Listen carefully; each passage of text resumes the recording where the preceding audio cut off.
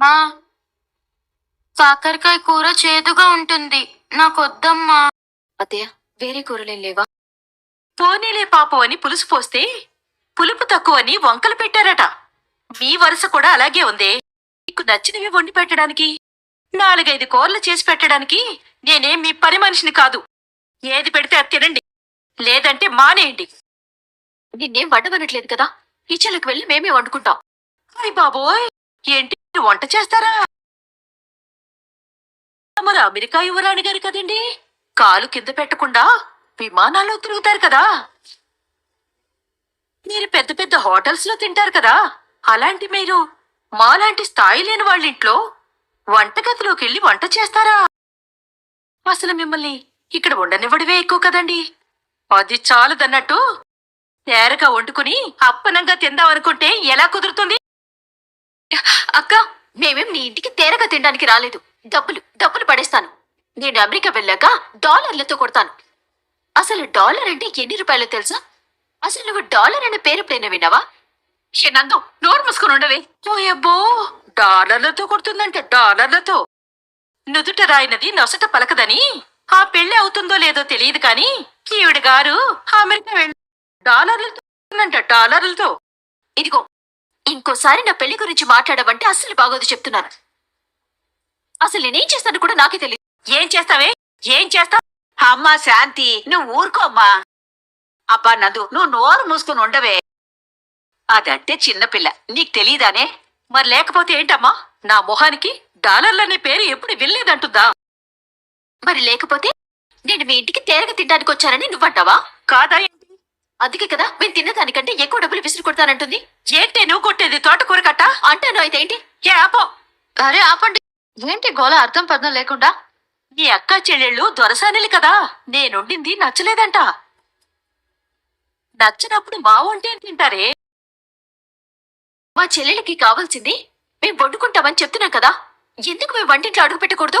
వంటింట్లో కడుగు పెడితే కాళ్ళు చేతులు విరగొడతాను. అసలు మిమ్మల్ని ఇంట్లోకి రానివ్వడమే తప్పు.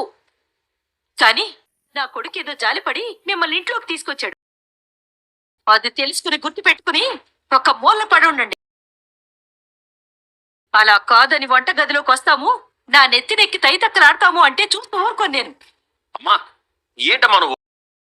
వాళ్ళ ఇంట్లో వాళ్ళు రకరకాల వంటలు తింటారు, వాళ్ళకి నచ్చింది వండి పెట్టచ్చు కదా, లేదంటే వాళ్ళని వండుకొని వచ్చు కదా. ఎందుకమ్మా ఇలా చేస్తున్నావు? ఏంట్రా వండి పెట్టేది, వండుకొనిచ్చేది? ఇదేమైనా వాళ్ళ ఇల్లా ఏంటి? వాళ్ళ ఇష్టం వచ్చినట్టల్లా వాళ్ళ ఆటానికి? లేదంటే బస్తాలు బస్తాల సరుకులు ఏమైనా తీసుకొచ్చి పడేశారా వాళ్ళ ఇష్టం వచ్చినట్టు అన్ని వండుకోవడానికి? అయినా పరిస్థితులు బాగోలేనప్పుడు, జీవితాలు తలకిందులైనప్పుడు అందుకు తగ్గట్టుగా ఉండాలి, నడుచుకోవాలి. అంతేకాని ఇంతకు ముందు సాగినట్టుగా సాగాలి, సాగించుకోవాలంటే ఎలా కుదురుతుంది? అమ్మా, కరెక్ట్ కాదమ్మా. నువ్వు ఇలా మాటికి ఇలా మాట్లాడటం, ప్రవర్తించడం అస్సలు కరెక్ట్ కాదు. ఏంట్రా కరెక్ట్ కాదు? అమ్మా ప్లీజ్ అమ్మా, ఇంకా ఆపమని చెప్తున్నాను కదా. వాళ్ళకి ఏమేం కావాలో నేను బయట నుంచి తీసుకొస్తాను. విషయాన్ని ఇక్కడతో వదిలి. తీసుకురారా, తీసుకురా. పెట్టేవాడిని చూస్తే చచ్చేవాడు కూడా లేచి కూర్చుంటాడని నువ్విలా అలవాటు చేసావనుకో, నీ కష్టార్జితం మొత్తం హారతి కర్పూరంలా కరిగించేస్తారా వీళ్ళు. నీ కొడుకు తినటానికి ఎవరూ రాలేదు. మరెందుకొచ్చారంట? ఎందుకుంటున్నారంట? అవి ఇవి కావాలని ఎందుకు అడుగుతున్నారంట? నువ్వు ఇలా మాట్లాడతావని నీ బుద్ధి ఏంటో తెలియక. ఏంటి నా బుద్ధి గురించి నువ్వు మాట్లాడుతున్నావు?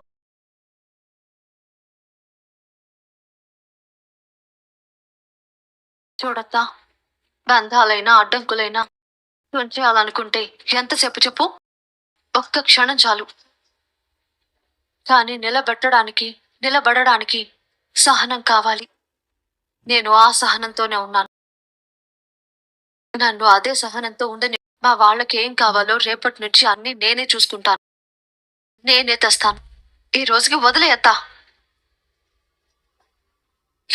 ఏదో ఒకటి చేసుకుని తగలడండి. ఎవరైనా వంటింట్లో అడుగు పెడితే అప్పుడు చెప్తాం మీ పని.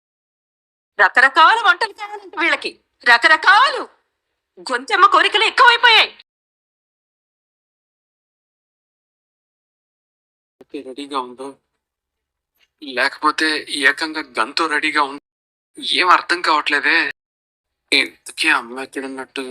ఆహా, ఏమిటి విచిత్రం? ఏమిటి ఆశ్చర్యం? మా కళ్ళు బొత్తిగా నమ్మలేకున్నాయి. కోపంతో ఇల్లు అగ్నిపర్వతంలా మండుతూ ఉండుంటుంది అనుకున్నాను. కానీ ఇంత ప్రశాంతంగా, లైబ్రరీ అంత సైలెంట్ గా ఉంది. వాతావరణం ఇంత చల్లగా ఉంటుందని మాత్రం అస్సలు ఊహించలేదు. అమ్మ ఎలాగో ఇక్కడే ఉంది కాబట్టి, పైగా కూల్ గా ఉంది కాబట్టి ఇదే మంచి ఛాన్స్. మనం కూడా ఇంట్లోనే ఉన్నట్టు కలరింగ్ ఇస్తే పోలా. బ్యాక్ సైడ్ చూద్దాం. అమ్మా, ఇక్కడున్నావమ్మా? ఆకలేస్తుంది రామ్మా. అమ్మా, పిలుస్తుంటే ఏంటమ్మా పలకవు? అమ్మా, ఆకలేస్తుందమ్మా. ఓ, ఇక్కడున్నావా? మరి మాట్లాడవేంటమ్మా? అమ్మా, భోంచేద్దాం. పర్లేదురా, నీకు అమ్మ ఒకటి ఉంది అనే విషయం గుర్తుందన్నమాట. ఆ? లేకపోతే ఏంట్రా, ఇంటికొచ్చినప్పుడు ఆకలేసినప్పుడు మాత్రమే ఈ అమ్మ గుర్తుకొస్తుందన్నమాట. మామూలు టైంలో అమ్మ అనే మాట గాని, అమ్మ అనేది ఒకటి ఉందని గాని నీకు గుర్తుకు రాదన్నమాట. బాగుందిరా, చాలా బాగుంది. ఎప్పుడు లేంది ఇలా మాట్లాడుతున్నావేంటమ్మా నువ్వు? ఎప్పట్లా నువ్వు ప్రవర్తించడం లేదు కదరా. అదేంటమ్మా అలా అంటున్నావు? నువ్వెందుకు ఇలా అంటున్నావో అర్థం కావట్లేదు. నువ్వు కూడా ఎందుకిలా ప్రవర్తిస్తున్నావో నాకు అర్థం కావడం లేదు. ఏమైందమ్మా? నా ప్రవర్తన అర్థం కావట్లేదు అంటావేంటి? అసలు ఎందుకు ఇలా అంటున్నావు నువ్వు? ఈవినింగ్ నేను నీకు ఫోన్ చేసినప్పుడు నువ్వెక్కడున్నావురా? అమ్మా, అది ఆ పొగరుబోతు పోట్ల గీత దగ్గరే ఉన్నావు కదా. అయ్యో, లేదమ్మా, లేదు. ఊహించలేదురా, నువ్వింతగా మారిపోతావని, నీలో ఇంత మార్పు వస్తుందని అస్సలు ఊహించలేదు. నాలో మార్పేంటమ్మా? నా కొడుకు నాకు కల్లో కూడా అబద్ధం చెప్పడు అని పిచ్చిగా నమ్మానురా నేను. నువ్వేరో నన్ను నిజంగానే పిచ్చిదాన్ని చేశావు. నేను నీకు ఫోన్ చేసినా లిఫ్ట్ చేయనంతగా మారిపోయావు. అది కూడా ఆ అమ్మాయి కోసం. అది కాదమ్మా, అసలు జరిగింది. రేయ్, నేను ప్రతి క్షణం నా కొడుకు గురించి ఆలోచిస్తాను. నేను పీల్చుకునే ఊపిరిలో కూడా నాకు నా కొడుకు పేరు కనపడుతుంది. నా ప్రాణం, నా ప్రపంచం, నా సర్వస్వం అన్నీ అన్నీ నాకు నా కొడుకేరా. కానీ నా కొడుకు ప్రపంచం వేరు. వాడి ప్రపంచంలో ఈ అమ్మ ఒక్క మూలను కూడా లేదు అని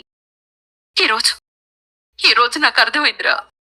అమ్మా, ఈ లోకంలో నీ తర్వాతే నాకెవ్వరైనా కంటే నాకెవ్వరూ ఎక్కువ కాదమ్మా. అలా అయితే ఓ అమ్మాయి కోసం ఈ అమ్మకు అబద్ధం చెప్పవురా నువ్వు. నాకంటే నీకు ఎవరు ఎక్కువ కాదు అనే మాట నిజమే అయితే ఆ అమ్మాయి పక్కనుందని నా ఫోన్ ఎందుకు లిఫ్ట్ చేయకుండా ఉంటావురా నువ్వు? అమ్మా, అది ఆ టైంలో నేను జీవితంలో ఒంటరిగా నిలబడినప్పుడు కూడా ఇంత బాధపడలేదురా. నా పంచ ప్రాణాలు నా కొడుకనే నేను బ్రతుకుతున్నాను. నా కొడుకు నన్ను ఒంటరిదాన్ని చేశాడు. ఆ బాధనే నేను తట్టుకోలేకపోతున్నా. అమ్మా, అమ్మా,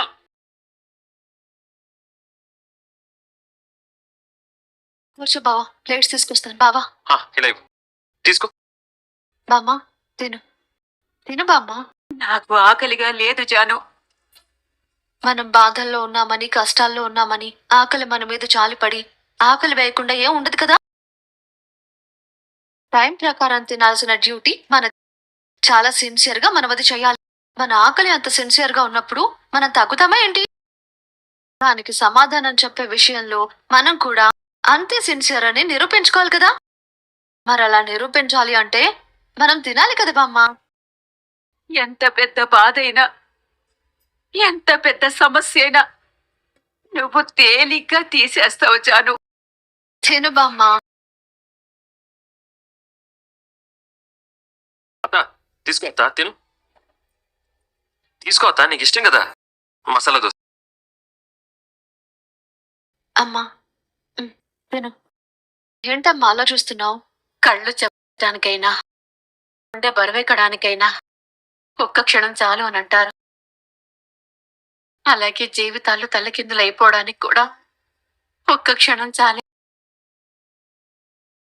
కిందక ఇది ఆకలేస్తుందమ్మా అని అన్నప్పుడు ప్రాణం పోయినట్టయిందమ్మా. నా బిడ్డలకు కడుపు నిండా అన్నం కూడా పెట్టలేని దుస్థితిలో ఉన్నప్పుడు నిజంగా ఈ ప్రాణం పోతే బాగుండదు. అమ్మా దేవుడు పెట్టే ప్రతి పరీక్ష శిక్షలాగే ఉంటుందమ్మా. నాన్న ఆత్మ ప్రశాంతంగా ఉండటం కోసం ఎంత పెద్ద కష్టాలైనా తినమ్మా. మీ కిందరా తినండి.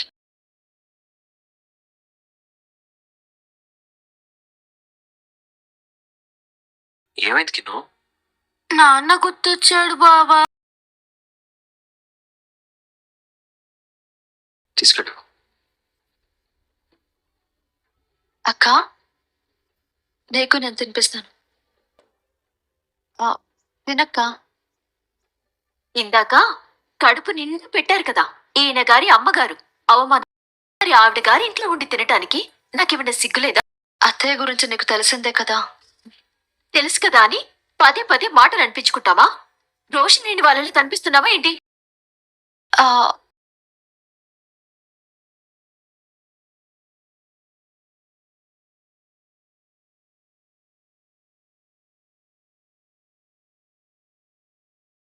అమ్మకి వంటగది తప్ప వేరే ప్రపంచం తెలియదు. మీ నాన్నమ్మ దూరం తెలుసుకుంటూ బ్రతికే వయసులో ఉంది. తలకనందకి అమెరికా వెళ్తే జీవితం ఆనందంగా ఉంటుందనే ఆలోచన తప్ప జీవితం గురించి పూర్తిగా తెలియదు. గౌతమి ప్రతి క్షణం కన్ఫ్యూజన్ లోనే ఉంటుంది. కిన్నెరది లోక జ్ఞానం తెలియని వయసు.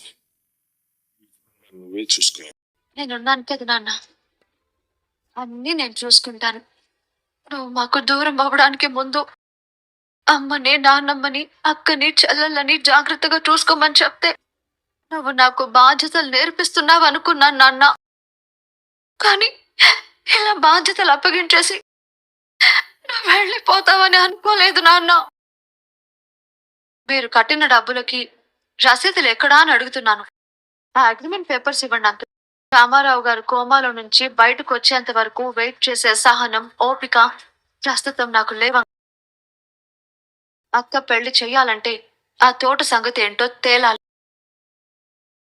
పోలీసుల్ని రామారావు గారి ఇంటికి తీసుకువెళ్ళి నేనే తెలుసుకుంటాను. మనసులో ఎంత బాధ ఉన్నా కుటుంబం కోసం అది బయటికి కనపడకుండా జాను ఎంత కంట్రోల్ చేసుకొని వాళ్ళ అమ్మ వాళ్ళతో మాట్లాడుతూ ఉంది కదా. కానీ ఆ ఇంటికి వెళ్ళి తన మనసులోని బాధ వాళ్ళ నాన్నకు చెప్పుకుంటే నిజంగా అమ్మాయి మనసులో ఎంత బాధ ఉన్నా బయటికి చెప్పలేకపోతుంది అనేది అర్థమవుతుంది. మరి మీకేమనిపించింది అనేది కమెంట్ చేయండి. ఇప్పటికైనా లైక్ చెప్తే లైక్ చేసి ఛానల్ని సబ్స్క్రైబ్ చేసి చూడండి. Thank you.